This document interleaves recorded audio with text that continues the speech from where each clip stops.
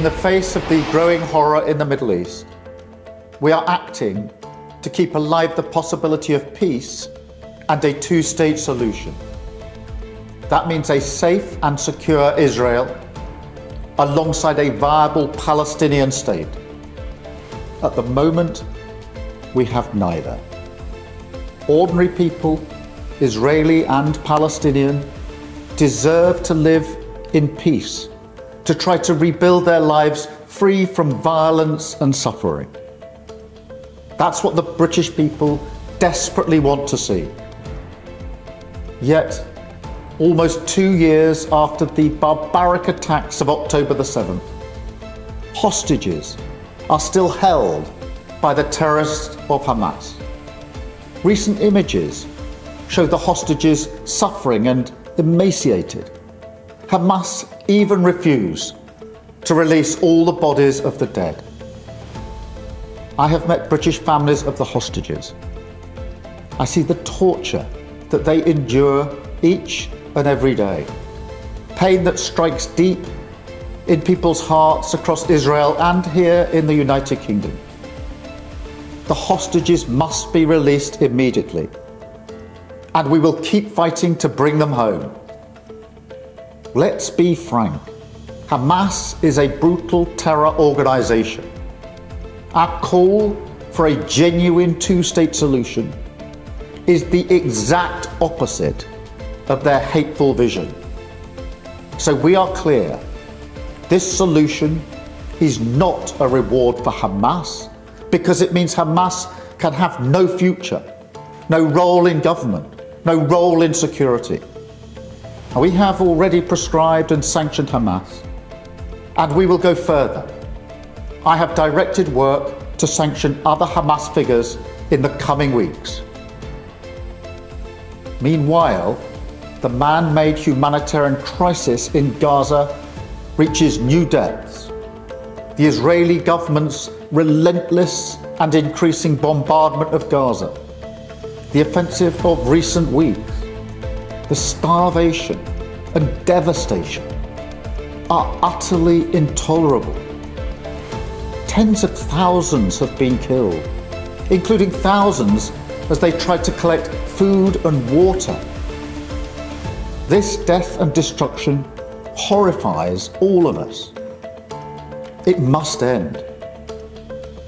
We have evacuated the first group of sick and injured children to the United Kingdom to be treated by the NHS, and we continue to increase our humanitarian support. But still, nowhere near enough aid is getting through. We call again on the Israeli government to lift the unacceptable restrictions at the border, stop these cruel tactics, and let the aid surge in. With the actions of Hamas, the Israeli government escalating the conflict, and settlement building being accelerated in the West Bank, the hope of a two-state solution is fading. But we cannot let that light go out. That is why we are building consensus with leaders in the region and beyond around our framework for peace. This is a practical plan to bring people together behind a common vision and a series of steps, including the reform of the Palestinian Authority, that takes us from a ceasefire in Gaza to negotiations on a two-state solution. We will keep driving this forward. As part of this effort, I set out in July the terms upon which we would act in line with our manifesto to recognise Palestinian statehood. That moment has now arrived. So today, to revive the hope of peace and a two-state solution, I state clearly, as Prime Minister of this great country, that the United Kingdom formally recognises the State of Palestine. We recognised the State of Israel more than 75 years ago as a homeland for the Jewish people. Today, we join over 150 countries who recognize a Palestinian state also. A pledge to the Palestinian and Israeli people that there can be a better future. I know the strength of feeling that this conflict provokes. We have seen it on our streets, in our schools, in conversations we've had with friends and family. It has created division.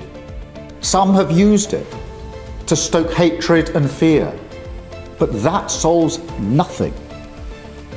Not only must we reject hate, we must redouble our efforts to combat hatred in all its forms.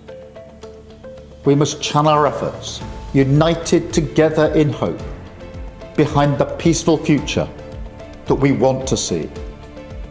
The release of the hostages, an end to the violence, an end to the suffering, and a shift back towards a two-state solution as the best hope for peace and security for all sides.